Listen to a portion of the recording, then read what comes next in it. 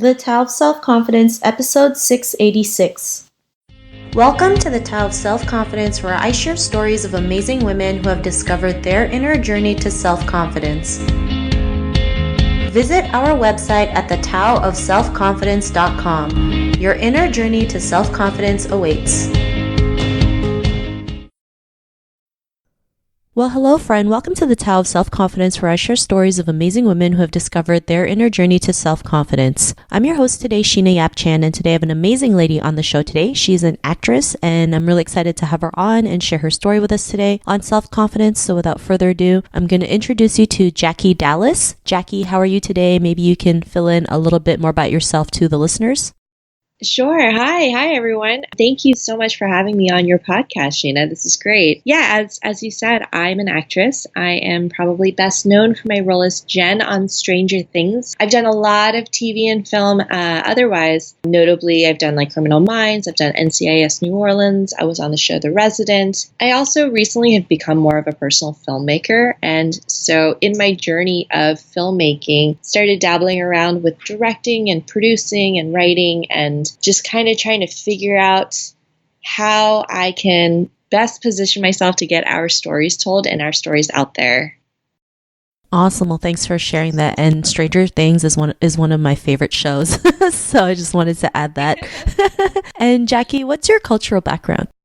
So my family is Korean, South Korean, and my parents moved here when my mom was pregnant with me, like very pregnant with me. So I was born and raised here in the States, grew up in Florida, spent most of my adult life in New York. I bounced around quite a bit in this country, but yeah, my background is Korean and I consider myself Korean American.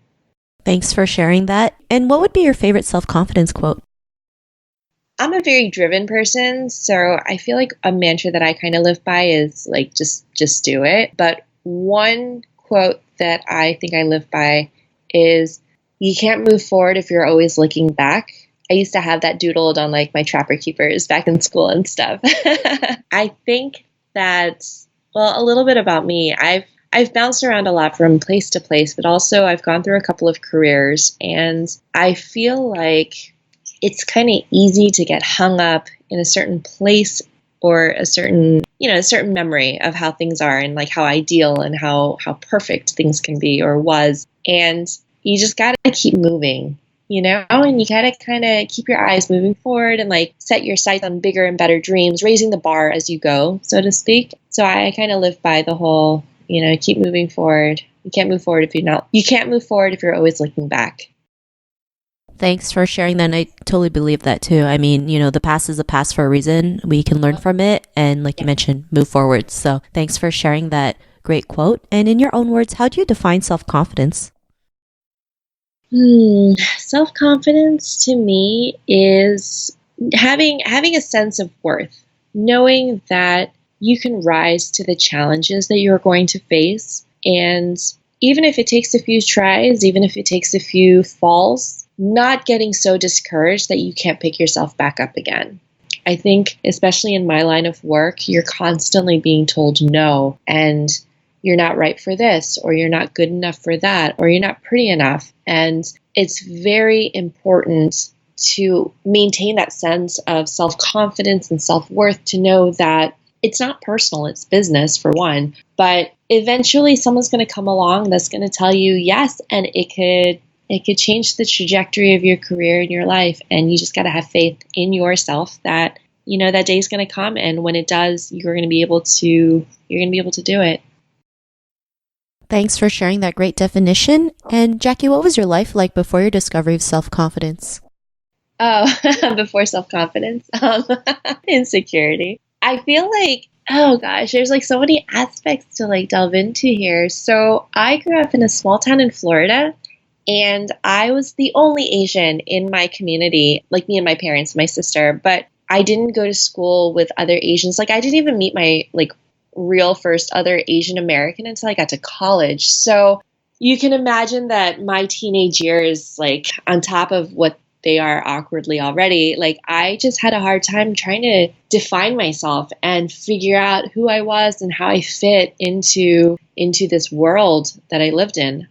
So that gave me a few a few confidence issues. Also, before I became an actress, I pursued medicine for a number of reasons. One, it's, what Asian kids do, but, I grew up in a medical family, and so I just kind of assumed like this is the next step. This is just what I'm naturally supposed to do.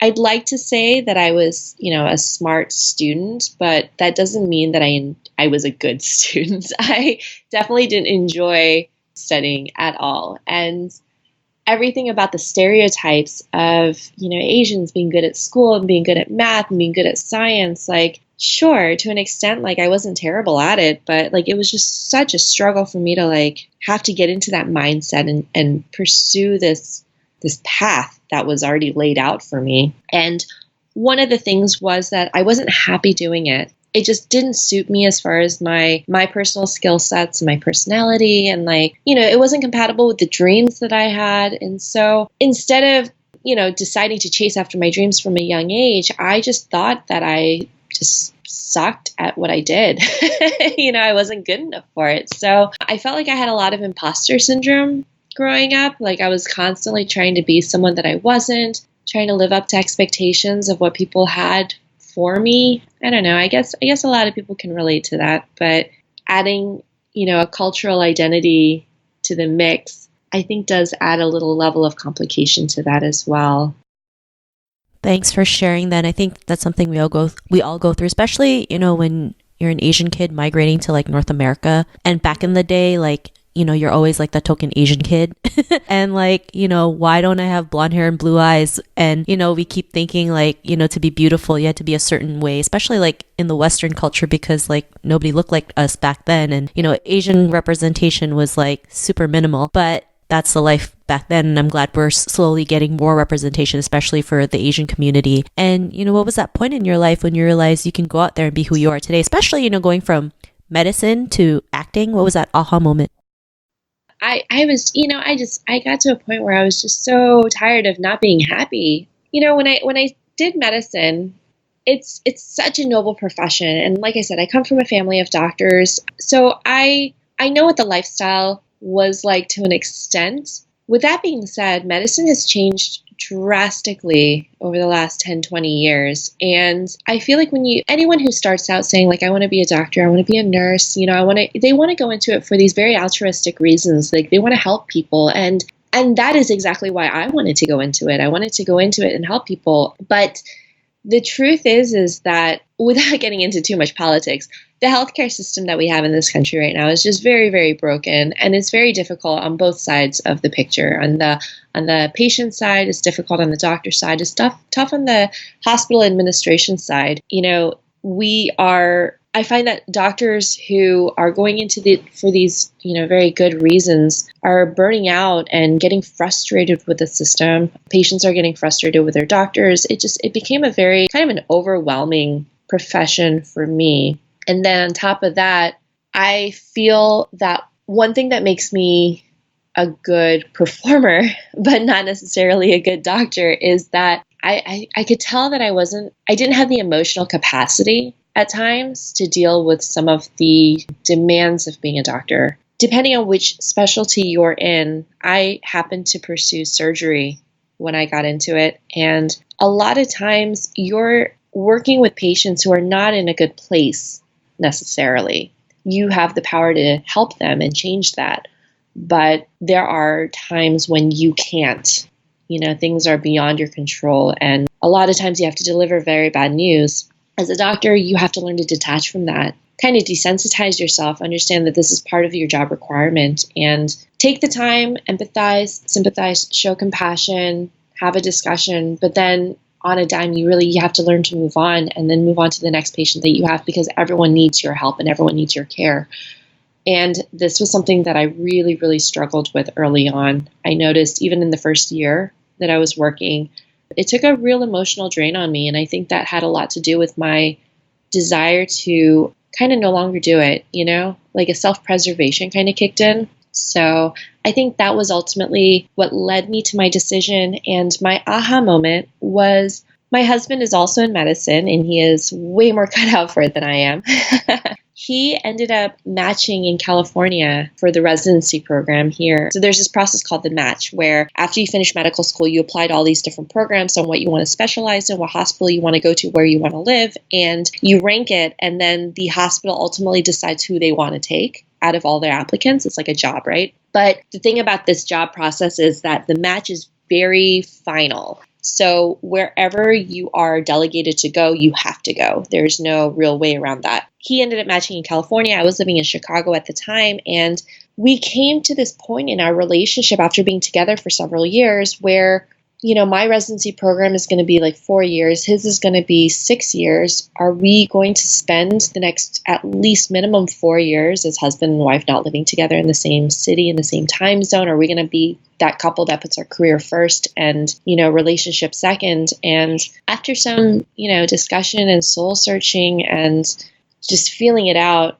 you know, really listening to what my heart was telling me, I knew that if I wasn't happy with this as a career, I wasn't about to sacrifice a life with my husband for something that I wasn't happy to do. So the following year, we did end up living 2 years apart, but the following year I made the decision that I was going to, you know, not renew my contract. I only had 1 year left of training left to do.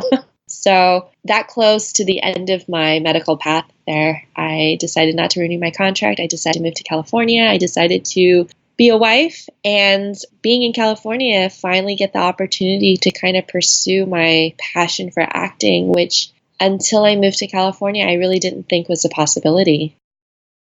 Thanks for sharing that. And, you know, a lot of people might think, you know, how could you do that? You had 1 more year left and you just blew it off, right? I mean, it's like typical, like, you know, Asian family or like, you know, your friends and family, they'll say that because, you know, they see that as a level of success. But for you, you knew you weren't happy. You knew you had a different purpose, a different path, and you went for it, right? Regardless if you had a year left in your residency or not. But I'm glad you were able to do that and you just, you know, move forward like you mentioned in your quote. And, you know, because of that realization, what's your life been like now? My life is so different now. It's amazing. I love it so much. It's really like, it's hard to explain the life of an actor because it's very unconventional. I have a lot of downtime just because I'm constantly auditioning and, you know, actually working on set is not as frequent as, you know, it's not a Monday to Friday 9 to 5 job, but, you know, I finally get to be who I want to be and do what I want to do, explore these creative outlets. I spend a lot of time just kind of working on my craft and preparing for auditions, auditioning, learning lines, working on little projects. It's just really fantastic. I couldn't have asked for like anything more, you know? I know this is really vague, but like my life is great. I'm super happy. I'm happy with the choices I've made. And, you know, to put it this way, like even on my worst day, my worst day now, I'm still happier than on my best day in my past life. You know, I have a different level of, like, the stress level is just very different. It's just night and day different. You know, now if I'm stressed out, if I have a bad day, it's like, oh, I didn't get this audition, or I missed out on this part to this other actress, or maybe I screwed up and embarrassed myself. It's all relative, right? When I was a doctor, a bad day was life-changing for someone. You know, so it's just a different perspective. I have a different perspective on life. Thanks for sharing that. And if our listeners were tuning into your episode and they're in a similar journey to self-confidence, what would be that one tip you would give to them? I think a lot of my self-confidence has come from having made a lot of mistakes, having taken a lot of chances. And I think that you learn a lot more from your mistakes and your failures than you do from your successes. You learn the depths of your capabilities, your coping mechanisms. You find your strength. And I think that's where your confidence ultimately comes from. So my tip would be, if you're afraid to do something, find a way to overcome that. Even if you're afraid, even if you're terrified, find a way to do it. Ease into it. And you know what? Make your mistakes. It's fine. Everyone makes mistakes. Once you've done it, once you've gone through like the worst of it, you're going to have such a different outlook on life. Like, no matter what happens, like, I can get through this. If I got through that, I can get through this. If I did that, I can do this. So don't be afraid to make your mistakes and just go out there, put yourself out there. And the more you realize that you can accomplish the things that you were so afraid of doing, that's going to make you realize, like, why was I so scared? Awesome. Well, thanks for sharing those great tips. And if our listeners wanted to get to know a little bit more about you and what you do or check out some of your work, is there any links or social media profiles we can connect with? Yes. I love social media. I have a website. It's www.jackiedallas.com. Dallas is spelled like Texas, Dallas. I'm Jackie, Jackie. And I am on Facebook as Jackie Dallas. I've got a Facebook page with all of my work, everything that I kind of am promoting and working on. That's just Jackie Dallas Actress. I'm on Instagram and Twitter under Jax Dallas, JaxDallas. And I'm super approachable on Twitter. Twitter is like quickly becoming my favorite platform to work on. And I love talking to people. I love talking to fans. I love engaging and answering questions. So Twitter is probably going to be the best way to reach me. But I definitely promote all of the work that I do on my Facebook. So yeah, find me, add me, friend me, like me. Awesome. Well, thanks for sharing that. And to our listeners, if you want to connect with Jackie, you can also head on over to the taoofselfconfidence.com and search for Jackie's name. Her show notes will pop up along with everything else that we talked about. And I really just want to thank Jackie today for taking the time to share her story and tips with us on self-confidence. So thank you so much, Jackie. Oh, thank you, Sheena. I appreciate that. Not a problem. It was really great having you on the show. And to our listeners, be on the lookout for another new episode of another amazing woman's journey to self-confidence. And we'll talk to you soon. Bye for now. Bye. Thank you for tuning in to another amazing episode of the Tao of Self-Confidence. Get your free self-talk tape for building self-confidence by visiting our website at thetaoofselfconfidence.com. Your inner journey to self-confidence awaits.